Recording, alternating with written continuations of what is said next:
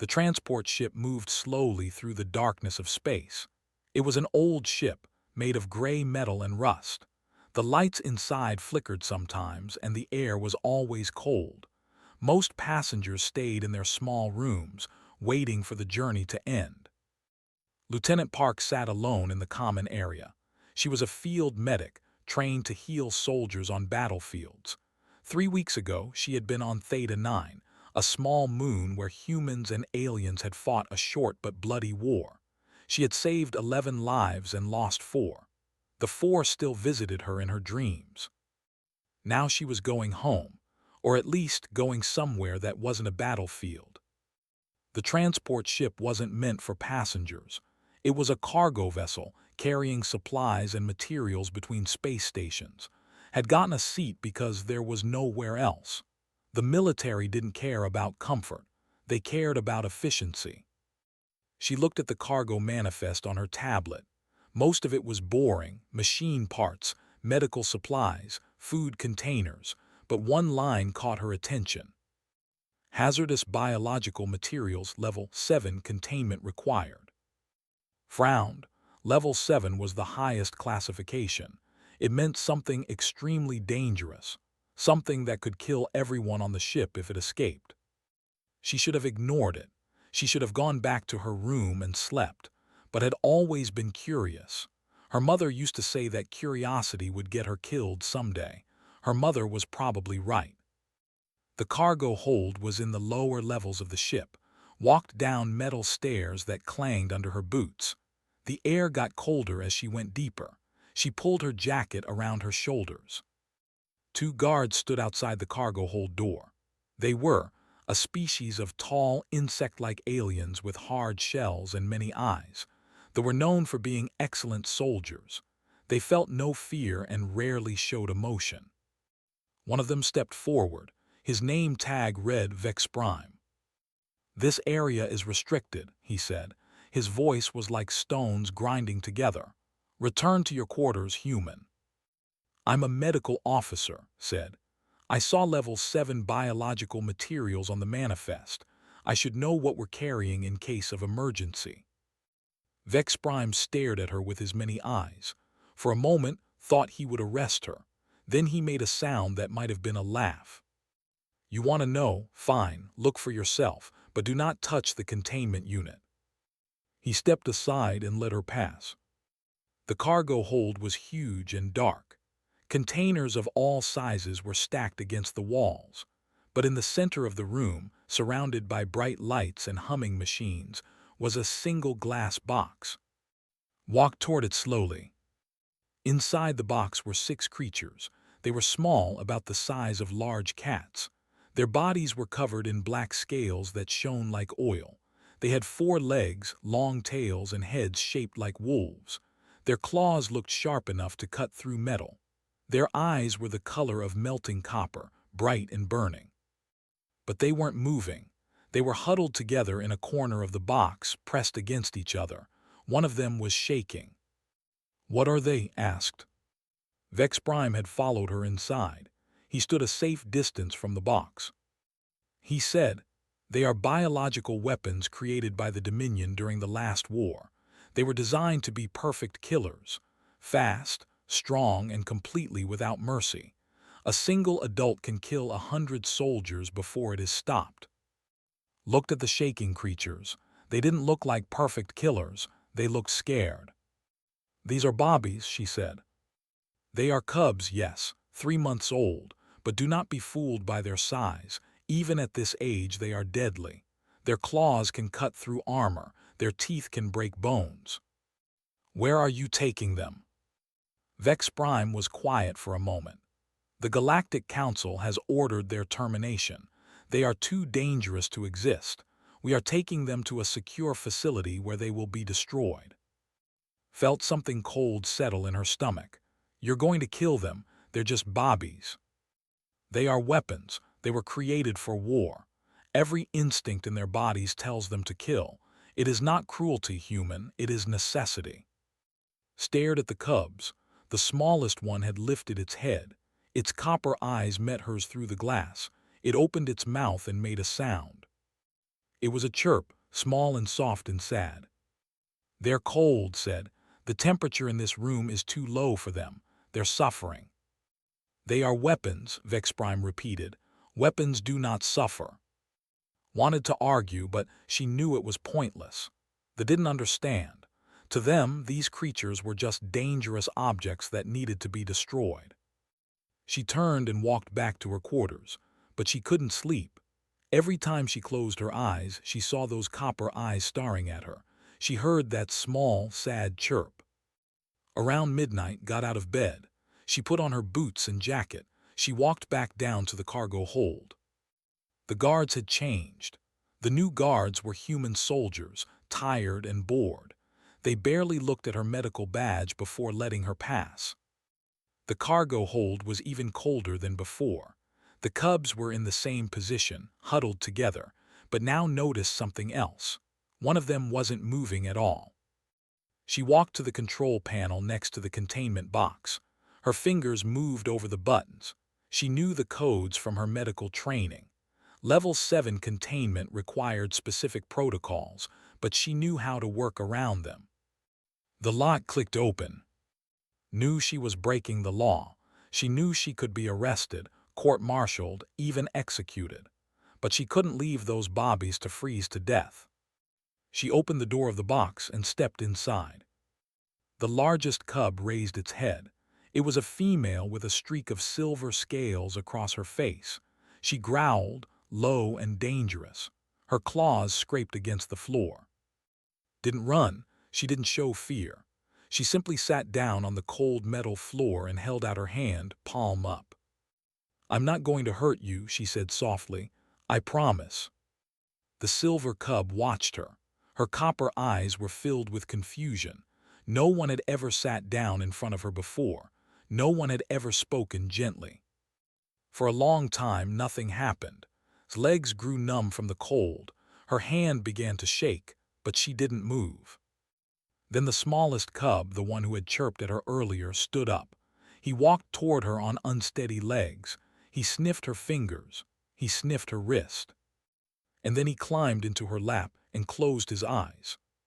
He was warm. His scales were smooth, not rough like she expected. His breathing slowed. He was asleep. Felt tears in her eyes. "Oh," she whispered, "you're just bobbies. You're just scared little bobbies." One by one, the other cubs approached. They sniffed her carefully. They touched her with their noses. And one by one, they settled around her, pressing their small bodies against her warmth. The silver female was the last. She watched for a long time with those burning copper eyes. Then she walked forward and laid her head on his lap, next to her sleeping brother. By morning was covered in cubs. They slept peacefully, their breath slow and calm. For the first time since they were born, they felt safe. That was how Vexprime found them when he came to check on the weapons shipment. He stood in the doorway of the containment unit, his many eyes wide with shock. In his 200 years of service, he had never seen anything like this. The most dangerous creatures in the galaxy were curled up against a human woman, sleeping like newborn puppies. Vexprime reached for his communication device. This was going to require a very long report. The news spread through the ship like fire. Within an hour, everyone knew what had happened. A human woman had walked into the containment unit of the most dangerous creatures in the galaxy, and she had survived. More than survived, she had made them sleep. Captain Shin was the first to arrive at the cargo hold. He was a tall man with gray hair and tired eyes. He had commanded this transport ship for 15 years. He had seen many strange things in space, but he had never seen anything like this. He stood outside the containment unit and watched. The human woman sat on the floor, surrounded by black-scaled creatures. She was stroking the head of the largest one, the female with silver markings. The creature's eyes were half closed, and it was making a sound like a broken engine. "Is that thing purring?" Captain Shin asked. Vexprime stood beside him. "It appears so, Captain.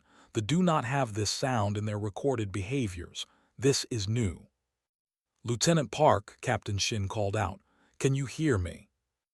Looked up, her face was pale and her eyes were red from lack of sleep, but she was smiling. "Yes, Captain, I can hear you. Would you like to explain what you're doing in there?" "I'm keeping them warm, sir. The temperature in this room was too low. They were dying." Captain Shin rubbed his face with his hand. This was not what he needed today. He had a schedule to keep. He had cargo to deliver. He did not have time for bonding. "Lieutenant, those creatures are classified as weapons. They are scheduled for termination. You have broken at least 17 interstellar laws by entering that containment unit." "I know, sir." "You could be executed for this." "I know, sir." The smallest cub shifted in its lap. It made a small chirping sound and pressed its nose against her hand, scratched behind its ears, and it settled down again. Captain Shin watched this. Something in his chest felt tight. "How did you do it?" he asked. "How did you make them trust you?" "I sat down," said simply. "I showed them I wasn't a threat. I was patient, that's all." "That's all, Lieutenant. They were designed to kill anything that moves. They have no capacity for trust, no capacity for bonding. They are pure instinct." "Maybe that's what everyone told them," said. "Maybe that's why they're so scared." The silver female lifted her head. Her copper eyes looked at Captain Shin. He felt a chill run down his spine. Those eyes were intelligent. They were watching him, judging him, deciding if he was dangerous. The female made a low growling sound, not aggressive, warning. "She's protecting me," said. "She thinks you might hurt me." That's not possible. They don't protect, they attack." "They protect their pack," said. "They just never had a pack before." Captain Shin was quiet for a long moment. He was a practical man. He followed orders. He didn't believe in miracles or magic. But he was looking at one right now. "I need to report this to command," he said finally. "They will decide what happens next. Until then, Lieutenant, you will stay in that containment unit. If you try to leave, they may become violent. If anyone tries to enter, the same thing may happen." "I understand, sir." "Do you need anything? Food? Water?" Smiled. "Some blankets would be nice. And maybe some meat for the cubs. They haven't eaten in days." Captain Shin nodded. He turned and walked away, his mind spinning with questions he couldn't answer. Over the next 3 days, stayed in the containment unit. The crew brought her food and water. They brought blankets and pillows. They brought raw meat for the cubs, who ate hungrily and then fell asleep again. Word spread beyond the ship. Other vessels heard the story. News networks picked it up. Within a week, the whole galaxy knew about the human woman who had tamed the... Some people called her a hero, others called her a fool. The Galactic Council called her a criminal. They sent a warship to intercept the transport. When it arrived, soldiers boarded the vessel and marched to the cargo hold. They wore heavy armor and carried weapons designed to kill. The commanding officer was a general named Seven. He was old and from many battles. He had fought during the war. He had seen what they could do to a living body. He stood outside the containment unit and looked at the scene inside. A small human woman sat on a pile of blankets, reading a book. 6 cubs lay around her, sleeping peacefully. The silver female had her head on the woman's leg. "Lieutenant Park," General Seven said, "you are under arrest for violation of Galactic Security Protocol 7. You will come with us now." Looked up from her book. "I'm afraid I can't do that, General." "This is not a request. This is an order."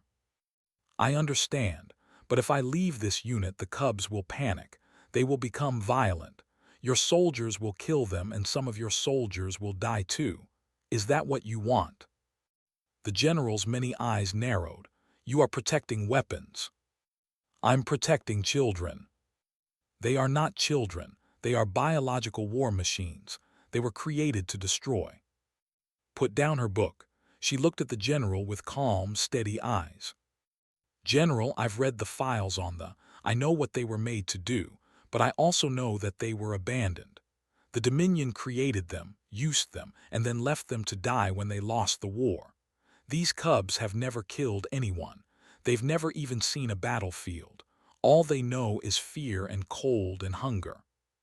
She paused and stroked the silver female's head. The creature made that strange purring sound again.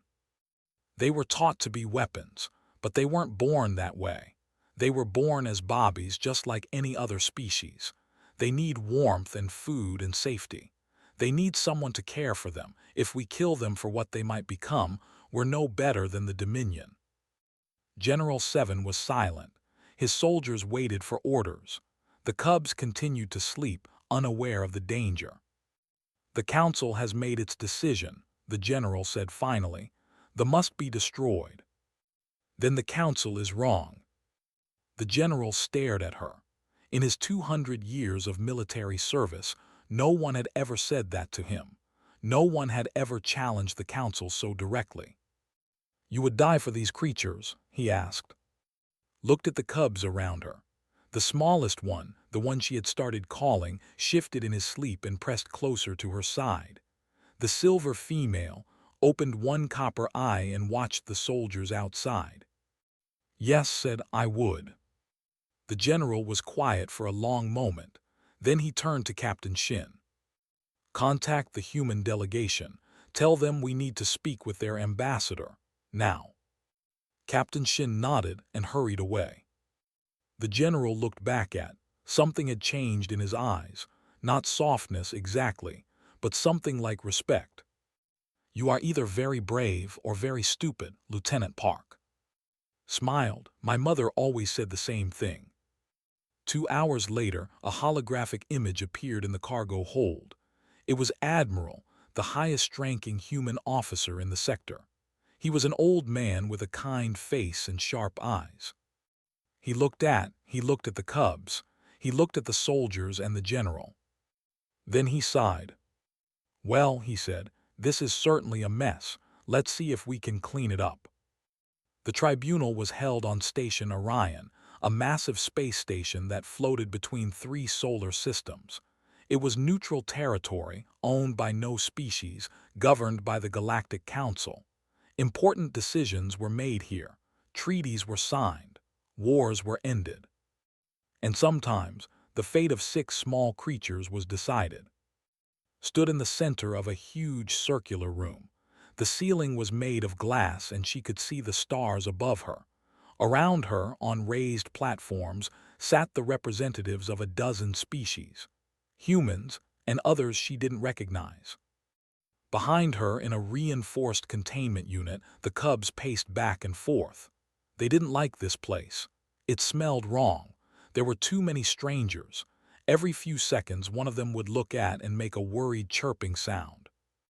The head of the council was a being made of pure light. No one knew its real name or what species it was. Everyone just called it the Speaker. Its voice was calm and cold. "Lieutenant Park of the Human Alliance, you stand accused of violating Galactic Security Protocol 7. You entered a Level 7 containment unit without authorization. You made physical contact with classified biological weapons. You interfered with an official termination order. How do you respond to these charges?" Took a deep breath. "I did all those things, but I don't believe they were wrong." A murmur ran through the room. The speaker flickered. "Explain." "The cubs were dying. The containment unit was too cold. They were scared and hungry and alone. I'm a medic. My job is to save lives, so I saved theirs." "They are not lives," a representative said. "They are weapons." "They are both," replied. "The Dominion made them to be weapons, but they were born as living creatures. They feel pain. They feel fear. They can learn and grow and change." "They can also kill," they said. "A single adult killed 300 of my people during the war. We had to burn entire cities to stop them."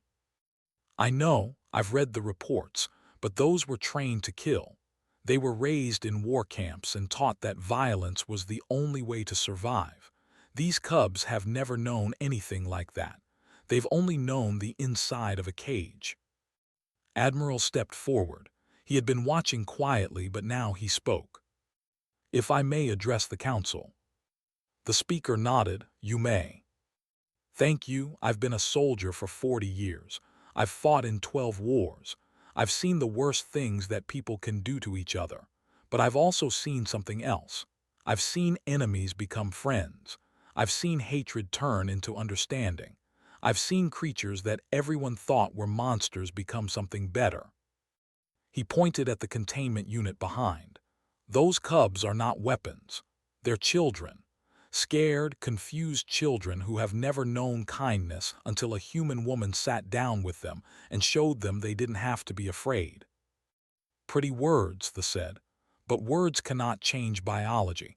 They were engineered to kill. It is in their genes, in their instincts. You cannot love that out of them. Maybe not, Admiral said. But maybe we can teach them something new. Maybe we can show them that there's more to life than killing. The speaker was quiet for a long moment. The room was silent. Then a sound broke the silence. A mournful cry, like a wolf howling at the moon. It came from the containment unit. Everyone turned to look. The silver female was standing at the glass wall. Her copper eyes were fixed on. She was calling for her.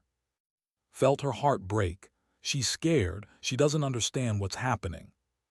She is a predator. She is calling for her pack leader. This is hunting behavior.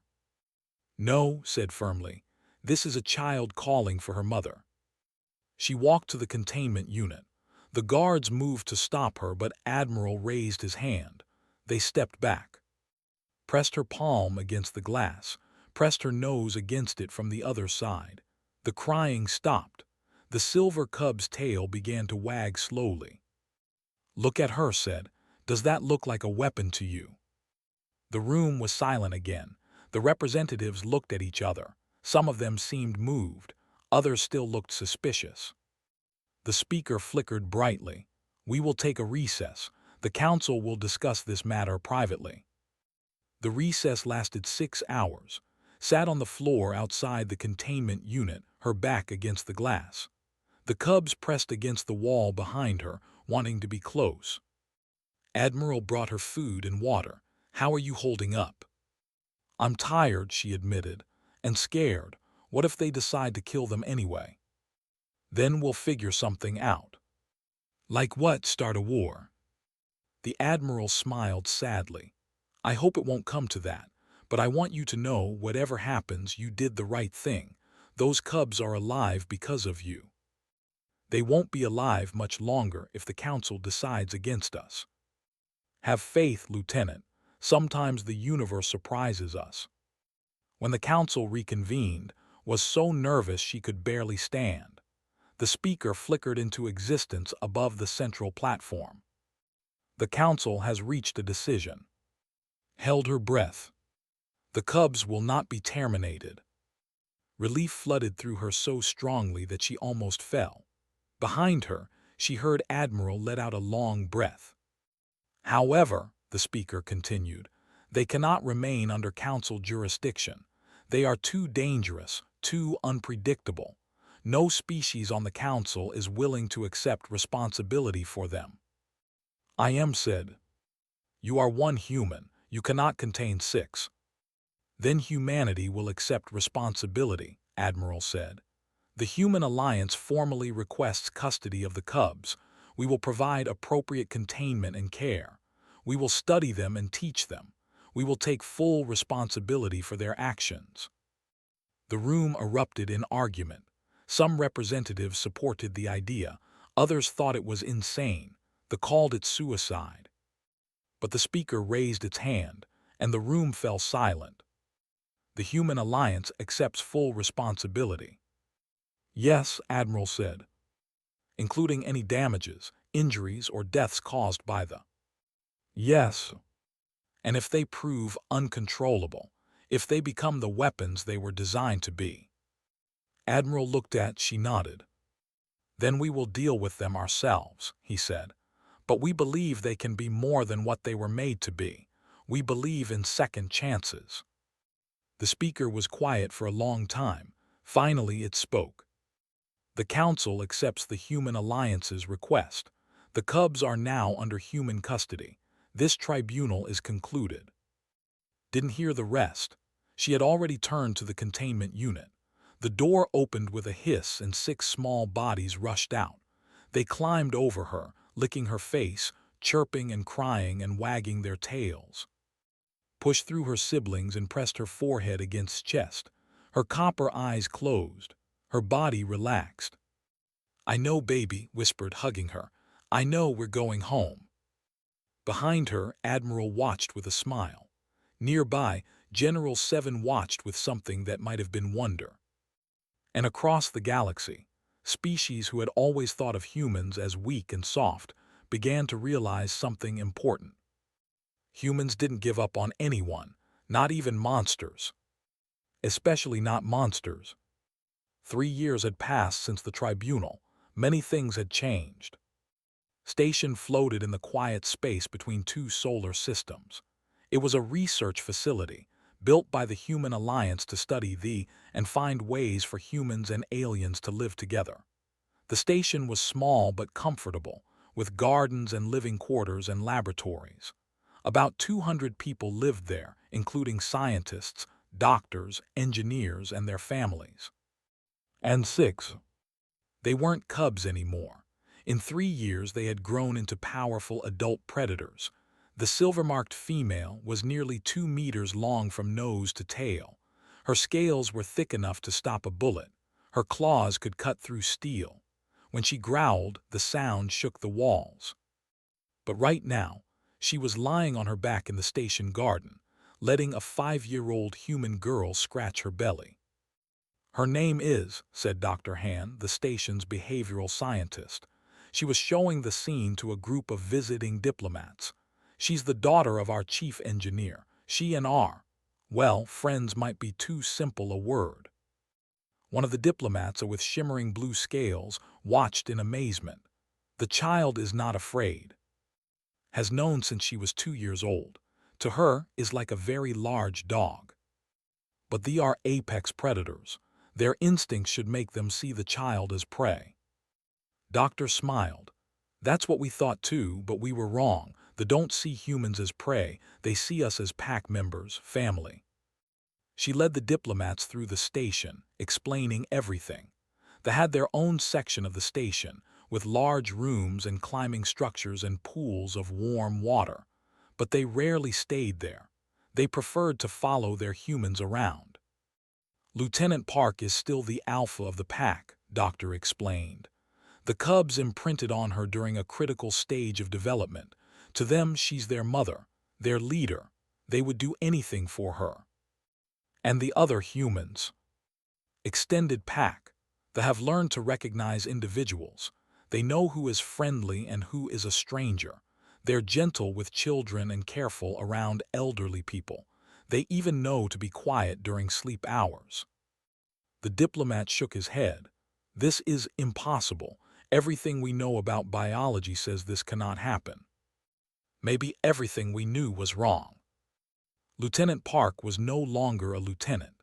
She had resigned from the military 2 years ago to focus on her work with Now she was simply called by everyone on the station, an alpha by the 6 creatures who followed her everywhere. She was in her office when the diplomats arrived, filling out reports on a tablet. The smallest of these was curled up under her desk. He had never gotten as big as his siblings. He was gentler too, more interested in sleeping than hunting. Often joked that he was more cat than predator. "Dr. Han's bringing visitors," said to him. "Try to look impressive." Opened one copper eye, made a grumbling sound and went back to sleep. The diplomats were led into the office. They stared at with a mixture of fear and fascination. "Is it safe to be so close to it?" one of them asked. He corrected, "And yes is completely harmless, unless you're a piece of raw meat." As if to prove her point, yawned widely, showing rows of razor-sharp teeth. Then he rolled over and stretched his legs.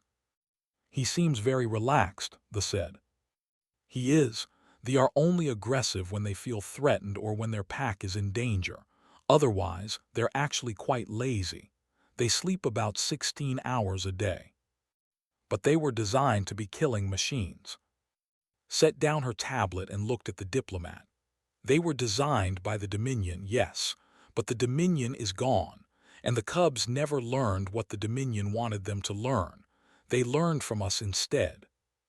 What did you teach them? That not everything is a threat, that they don't have to fight to survive, that it's okay to trust, to play, to love. She reached down and scratched Behind's ears. He made that strange purring sound that the had developed over the years. They're still predators, continued. They still have instincts, but instincts can be guided, shaped. They are proof that even the most dangerous creatures can learn to be gentle. The tour continued. The diplomats watched the play in their pool, chasing each other through the water like giant scaly dolphins. They watched carefully carry a human toddler on her back, walking slowly so the child wouldn't fall. They watched the youngest, a male named, practice hunting moves on a robotic toy that the engineers had built for him. By the end of the day, even the most skeptical diplomats were impressed. This could change everything, they said. If they can be domesticated, perhaps other dangerous species can too. Not domesticated, said firmly. Befriended, there's a difference. We don't own they're not pets, they're partners. That night sat in the garden with, the stars shone through the transparent dome above them. The station was quiet. His head rested on his lap, just like it had 3 years ago in that cold cargo hold. But now she was huge, her body stretched out across the grass like a small hill. We've come a long way, haven't we? Said softly. Made a rumbling sound in her chest. Agreement, maybe, or just contentment. Sometimes I still dream about that night, when I first saw you in that box. You were so small, so scared. Opened her eyes. In the starlight they glowed like embers. I was scared too, admitted. I didn't know what would happen. I didn't know if you would trust me or kill me, but I knew I had to try. She stroked silver scales. They were warm and smooth under her fingers. I'm glad I tried. Lifted her head and pressed her nose against forehead. It was a gesture she had developed over the years, a sign of affection and respect, a way of saying, you are my pack, and I will protect you always. Smiled and hugged her giant predator daughter. In the distance, an alarm began to sound. His head snapped up. Her body went rigid. A growl built in her throat, low and dangerous. What is it? Asked. The station's communication system crackled to life. Chief Engineer Minu's voice echoed through the garden. All personnel, this is not a drill. Unknown vessels approaching. They are not responding to hails. They are armed. Repeat, they are armed. His blood went cold. She knew what this meant. The remnant had found them. The remnant was what remained of the Dominion after the war. Scattered groups of fanatics who refused to accept defeat. They had been quiet for years, hiding in the dark corners of the galaxy. But they had never forgotten about They're here for you, said Tu. They want to take you back. His copper eyes burned with something that was not fear. It was fury. She threw back her head and howled. The sound echoed through the station, loud and fierce and terrible. In every corner of station, 5 other voices answered her. The pack was ready. The remnant attacked at midnight. 3 ships dropped out of hyperspace near station. They were old warships, stolen from the Dominion's defeated fleet. Their hulls were unpatched, but their weapons still worked. They fired on the station's shields, weakening them with each blast. Inside the station, alarms screamed. Emergency lights flashed red. Families grabbed their children and ran to the safe rooms. Engineers rushed to reinforce the shields. Soldiers took positions at every entrance. There were only 30 soldiers on station. It was a research facility, not a military base. Against the 40 remnant soldiers who were about to board, they had almost no chance. But they were not alone. Ran through the corridors beside her. The other 5 were already moving through the station, taking positions near the airlocks where the enemy would enter. All personnel seal the safe rooms. Chief Engineer Minu's voice came through the speakers. Repeat, seal the safe rooms. They will handle this. They will handle this. A year ago, no one would have believed those words. Now, everyone on the station trusted them completely. Reached the main airlock just as the enemy ship attached itself to the station. She could hear the grinding of metal, the hiss of cutting torches. They were coming through. She said, "Wait for my signal." The silver-marked pressed against the wall, her scales shifting color to match the gray metal. In seconds, she was almost invisible. Only her copper eyes showed, burning in the darkness. The airlock door exploded inward. Remnant soldiers poured through, wearing black armor and carrying plasma rifles. They moved quickly, professionally. They had done this before. The first soldier saw standing alone in the corridor. He raised his weapon. He never got to fire. Came out of the shadows like a ghost. She moved faster than the eye could follow. Her claws found the gaps in the soldier's armor, and he fell without a sound. The other soldiers turned to face the threat, but was already among them, spinning and slashing. Her scales turned their bullets aside. Her teeth found their throats. In 15 seconds, 12 soldiers were dead. The survivors retreated back through the airlock, screaming into their radios for backup. Stood in the middle of the corridor, her scales dripping with blood that was not her own. She looked at with those burning copper eyes. "Good girl," said softly. "Now let's find the others." All across the station, they were hunting. The youngest male guarded the engineering section.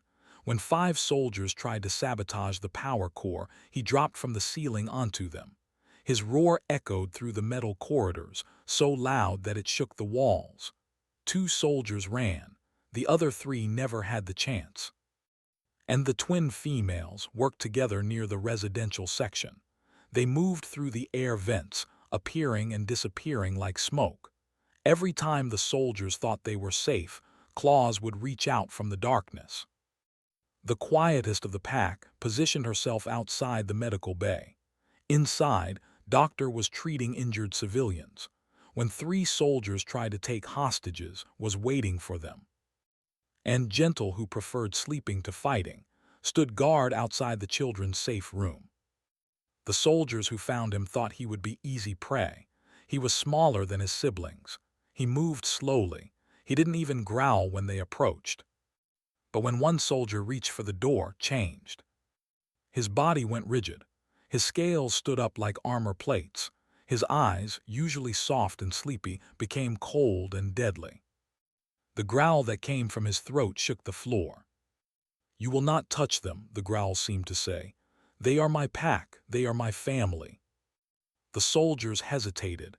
They had weapons. They had training.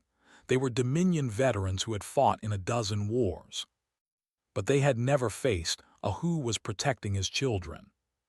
When the station's soldiers finally reached that corridor, they found sitting calmly outside the safe room door.